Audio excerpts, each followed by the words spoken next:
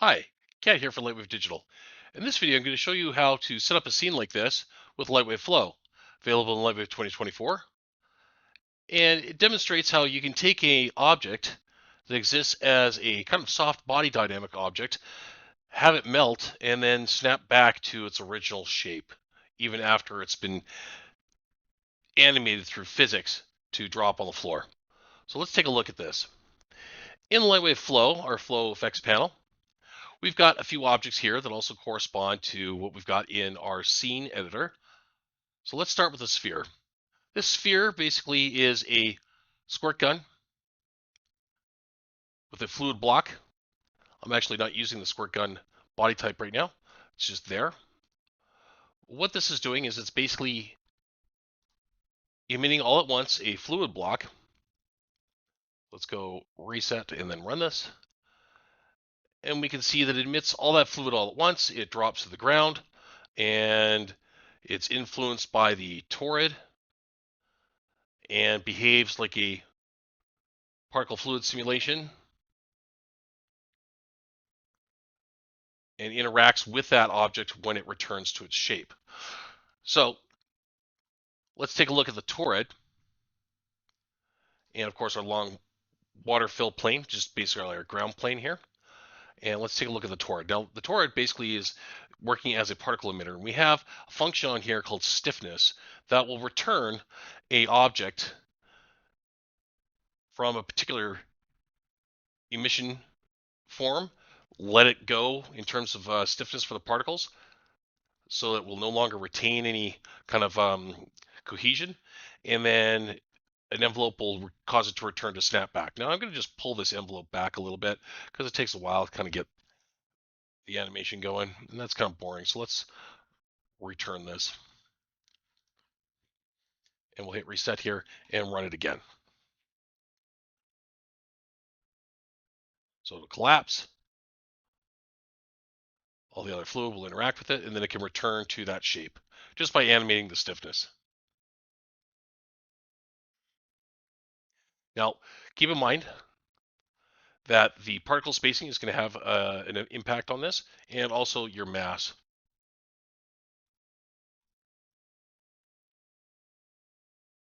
Want a little bit more bouncy?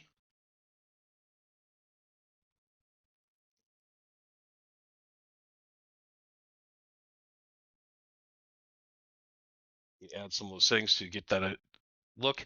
We also switch this. I was using the GUI preset. Let's try it with water. Run that simulation again. Now this is global, so that water is going to go everywhere. But watch what happens when the torrid returns to its shape. It'll actually pull whatever particles that were emitted off of it when it collapsed back to its original shape.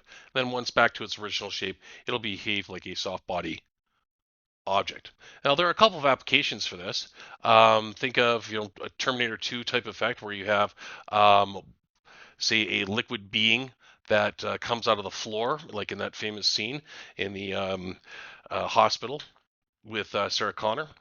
So you could have your Terminator on the floor after you've liquefied him, and then come back to his original shape, and then he can be animated from there. Let's take a look at what we get with a emitter off of this, and we'll go and just rotate this. I'll just move it out of the way, actually, and rotate that really quickly, and we'll give this some run here.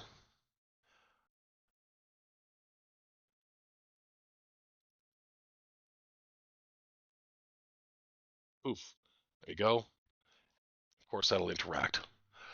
Other applications for it are food product commercials, things of that nature, where you need to say de-liquefy a ice cube or a chocolate bar or chocolate bunny or something like that.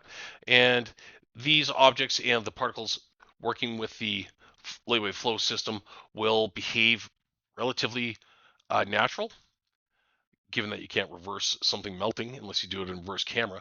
But it definitely has its uses. Let's try this again with the torrid a little bit higher up in the scene. So when it drops, it's going to probably be closer to having been melted at this point. Let's hit run.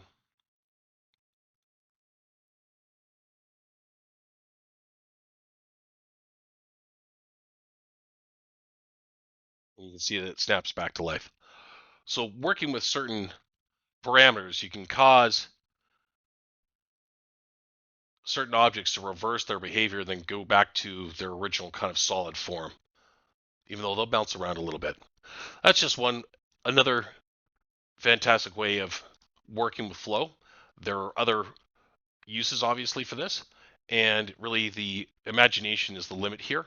If you've got a halfway decent graphics card that's working with NVIDIA CUDA, this stuff will rock itself out really, really fast. And we can see just how quickly the bakes are for this.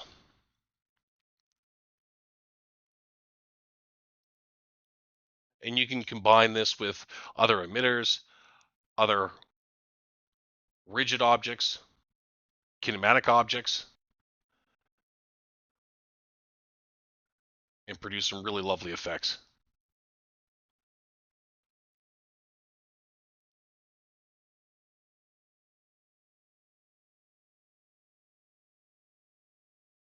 You need an alien monster or a vampire or some kind of slime creature or a Terminator, this is a good way to get some of that kind of motion.